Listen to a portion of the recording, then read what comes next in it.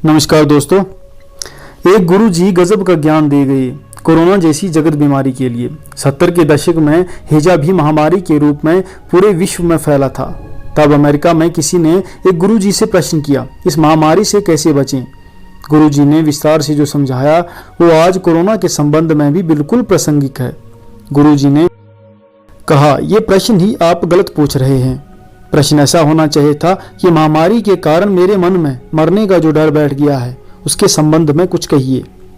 इस डर से कैसे बचा जाए, क्योंकि वायरस से बचना तो बहुत ही आसान है, लेकिन जो डर आपके और दुनिया के अधिकतर लोगों के भीतर बैठ गया है उससे बचना बहुत ही मुश्किल है। अब इस महामारी से कम लोग, इसके डर के कारण लोग ज्यादा मरेंगे।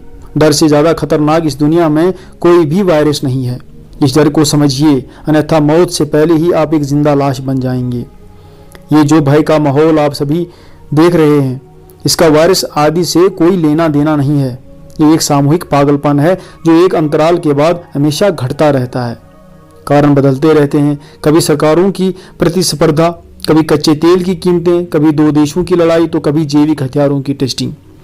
इस तरह का सामूहिक पागलपन समय समय पर प्रकट होता रहता है। व्यक्तिगत पागलपन की तरह कौमगत, राज्यगत, देशगत और वैश्विक पागलपन भी होता है।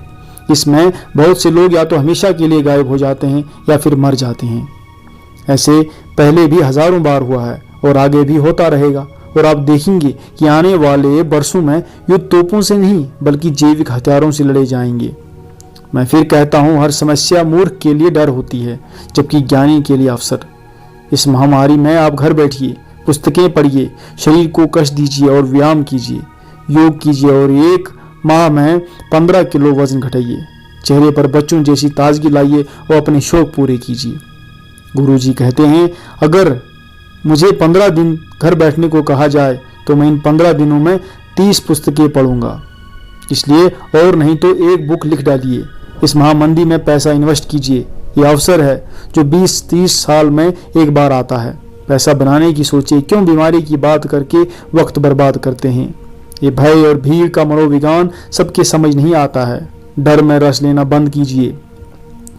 आमतौर पर हर आदमी डर में थोड़ा बहुत रस लेता है। अगर डरने में मजा नहीं होता तो लोग भूत की फिल्में देखने क्यों जाते। ये सिर्फ एक सामूहिक पागलपन है जो अखबारों और टीवी के माध्यम से भीड़ को बेचा जा रहा है। लेकिन सामूहिक पागलपन के क्षण में आपकी मालिकियत छिन सकती है। आप महामारी से डरते हैं तो आप भी भीड़ का ही हिस्सा हैं। इसलिए गुरुजी फिर से कहते हैं, टीवी पर खबरें सुनना या अखबार पढ़ना बंद करें।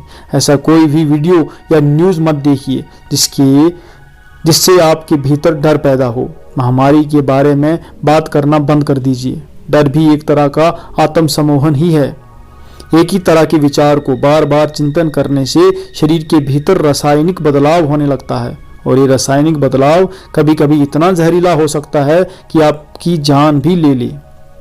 महामारी के अलावा भी बहुत कुछ दुनिया में हो रहा है, उस पर ध्यान दीजिए। ध्यान साधना से साधक के चारों तरफ एक प्रोटेक्टिव ऑरा बन जाता है जो बाहर की नकारात्मक ऊर्जा को उसके भीतर प्रवेश नहीं करने देता है। अभी पूरी दुनिया की ऊर्जा नकारात्मक हो चुकी है। ऐसे में आप कभी भी इस ब्लैक होल में गिर सकते हैं। इसलिए ध्यान की नाव में बैठकर ही आप इस झंझावत से बच सकते हैं। शास्त्रों का अध्ययन कीजिए, साधु संगत कीजिए और साधना कीजिए। आहार का भी विशेष ध्यान रखिए, स्वच्छ जल पिए। इसलिए अंतिम बात फिर से गुरु जी कहते हैं, धीरज रखिए, जल्द ही सब कुछ बदल जाएगा। जब तक मौत आ ही ना जाए तब तक उससे डरने की कोई ज़रूरत नहीं है, और जो अपरिहार्य है उससे डरने का कोई अर्थ भी नहीं है। डर एक प्रकार की मूढ़ता है। अगर किसी महामारी से अभी नहीं भी मरे तो भी एक ना एक दिन मरना ही होगा, और वो एक दिन कोई भी दिन हो सकता है। इसलिए विद्वानों की तरह जिए, भीड़ की तरह नहीं। नमस्कार दोस्तों, ओम शांति।